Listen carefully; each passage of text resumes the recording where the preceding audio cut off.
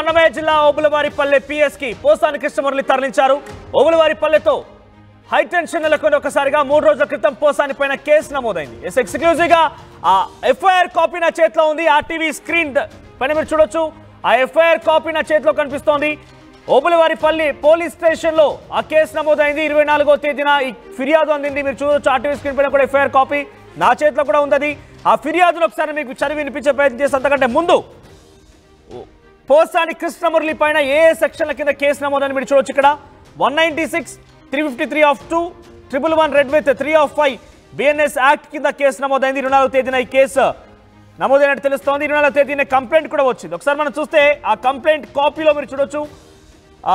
Social మీడియాలో చూస్తూ ఉండగా పలు ఫేస్బుక్, ట్విట్టర్, ఇన్స్టాగ్రామ్లోని కొన్ని మాధ్యమాల్లో సినీ రంగానికి చెందినటువంటి పోసాని కృష్ణమురళి అని అతను ఒక కులమును అవహేళన చేసే విధంగా మరియు సినీ పరిశ్రమ ఒక కులానికి ఆపాదించే విధంగా మరియు సినీ రంగంలో ఉన్నటువంటి ఉత్తమ ప్రదర్శనకు ప్రభుత్వం ఇచ్చేటువంటి ప్రతిష్టాత్మకమైన నంది అవార్డును అవహేళన చేసే విధంగా 2015వ సంవత్సరంలో తనకు వచ్చినటువంటి నంది అవార్డుని తిరస్కరిస్తున్నట్టు, అలాగే అప్పటి నంది అవార్డు కమిటీలో అందరూ కమ్మ కులానికి చెందిన వారే, అందుకే తిరస్కరించానని కమ్మ కులాన్ని కించపరిచేలా మాట్లాడారు. అవి నాకు బాధ కలిగించాయి, అందుకే నేను ఈ కంప్లైంట్ ఇస్తున్నానట్టుగా ఈ కంప్లైంట్ కాపీలో మెన్షన్ చేశారు ఆయన.